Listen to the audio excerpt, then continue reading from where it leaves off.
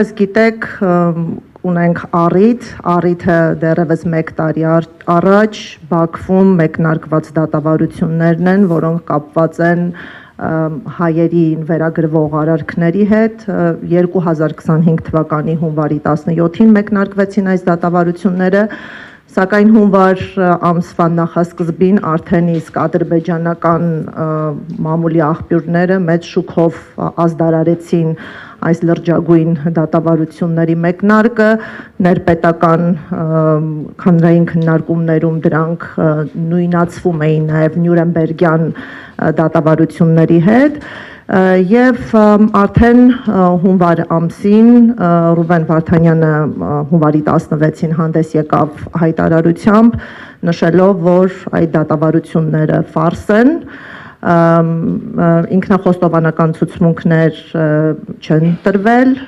կան ստորագրված արձանագրություններ նախաքննության փուլում, որոնք կեղծ են,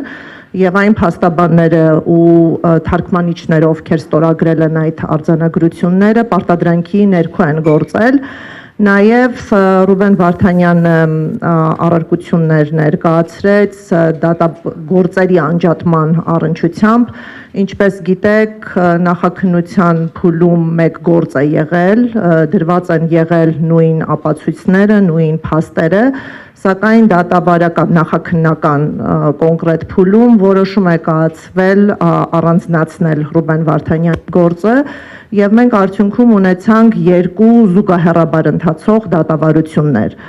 մի դատավարություն Ռուբեն Վարդանյանի դատավարություններ, այսինքն 1 ամբաստանյալով գործ, եւ երկրորդ դատավարությունը, որը մեզ հայտնի է 15-ի դատավարություն, ուներ 15 ամբաստանյալներ, ներառնված էին Արցախի 7 ռազմաքաղաքական ղեկավարներ եւ 8 գերիներ, որոնց գերեվարումը ուղղակիորեն առնչություն է ունեցել 2023 թվականի սեպտեմբերյան հարձակման հետ եւ նրանք օբյեկտիվորեն գտնվել են հենց ռազմական գործողությունների գոտում։ Անկեղծ ասած, իրավական տեսանկյունից գործի անջատման հիմքեր չկան, քանի որ վերագրվող արարքները նույնական են, ապացույցները նույնական են, դեպքերը փոխկապակցված են, եւ մենք այստեղ անձով պայմանավորված ոչ իրավական առումով օբյեկտիվ առանձնացում ենք տեսնում, բայց արդեն իսկ դատավարությունները ընթացել են այս տրամաբանությամբ։ Ռուբեն Վարդանյանի հայտարարությանը հաջորդեց Amnesty International-ի հայտարարությունը, որով կոչ էր արվում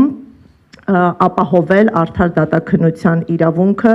բոլոր հայ ամբաստանյալների համար, ընդ որում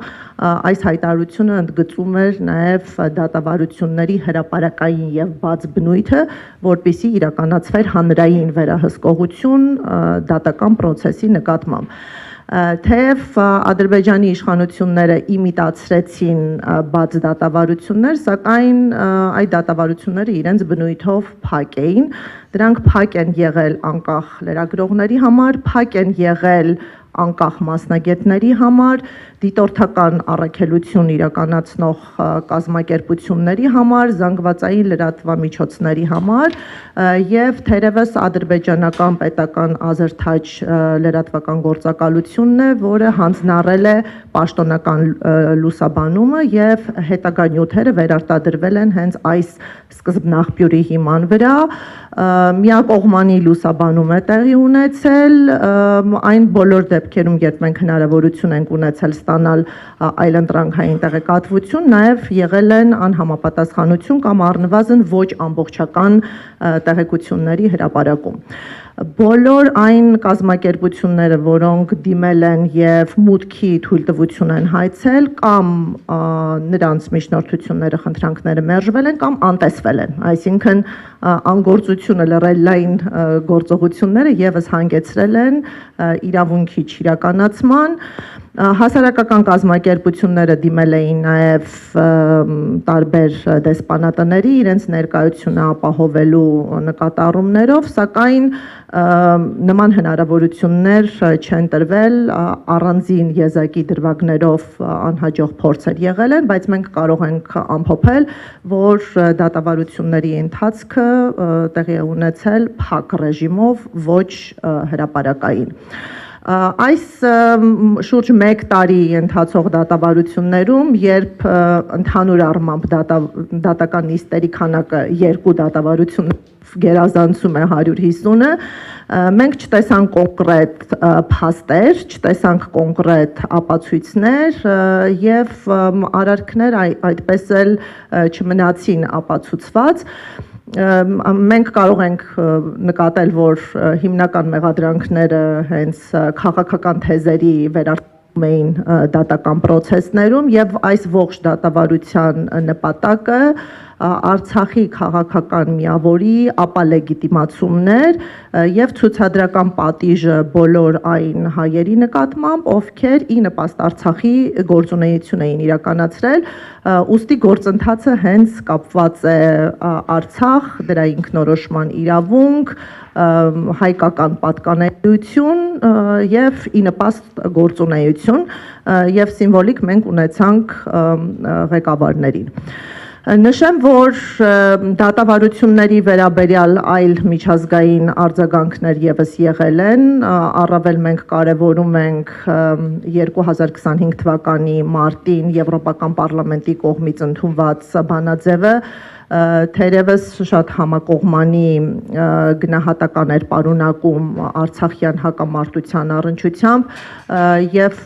խիստ դիպուկ լեզու էր օգտագործվում, այստեղ հստակ գնահատական կար նաեւ էթնիկ զտումների, ապօրինի դատավարությունների, անմարդկային վերաբերմունքի վերաբերյալ եւ ինչու ոչ կար ուղղակի ազատ արձակման կոչ, որը չպետք է ենթարկվեր որևէ պայմանականությունների, ազատ արձակման կոչեր հնչեցվել են նաեւ այլ բարձրաստիճան մարդու իրավունքների խնդիրներով զբաղվող պաշտոնյաների կողմից, մեզ համար հատկապես հատկանշական էր Միավորված ազգերի կազմակերպության շրջանակներում գործող մարդու իրավունքների գլխավոր հանձնակատարի կոչը մարդու իրավունքների խորհրդի սեսիայի շրջանակներում, երբ անվերապահ ազատ արձակման կոչը ուղղվեց Ադրբեջանի իշխանություններին։